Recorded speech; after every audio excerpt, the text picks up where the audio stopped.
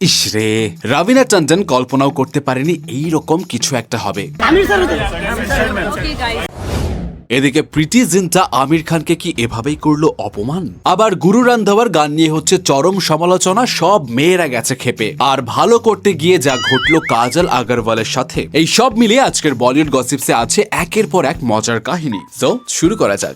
তো প্রথমে আসি রবিনা টন্ডনের ঘটনায়।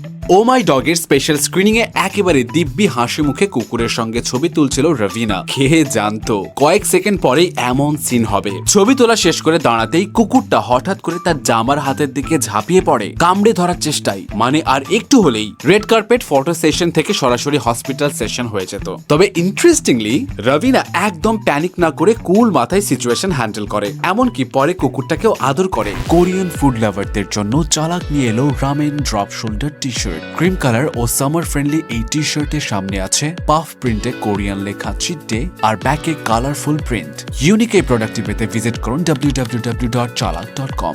কিন্তু এবার যে সিন নিয়ে বেশি আলোচনা হচ্ছে সেটা প্রীতি জিন্টা আর আমির খানকে ঘিরে। ভিডিওতে দেখা যাচ্ছে আমির খান দাঁড়িয়ে আছে যেন প্রীতির সঙ্গে একটু কথা বলবে বা হাই হ্যালো করবে, আর প্রীতি তাকে দেখেও একেবারে পাশ কাটিয়ে সোজা চলে গেল। মানে আই কন্টাক্ট হলো কিন্তু ইন্টারাকশন হলো না। নেট দুনিয়ায় প্রশ্ন, কি হয়েছে এই দুজনের মধ্যে? কারণ ব্যাপারটা আরো ইন্টারেস্টিং। আমির খানই কিন্তু সানি দেওল আর প্রীতি জিন্টার আপকামিং লাহোর 1947 এর প্রডিউসার। তাহলে প্রডিউসারকে এমন ইগনোর কেন?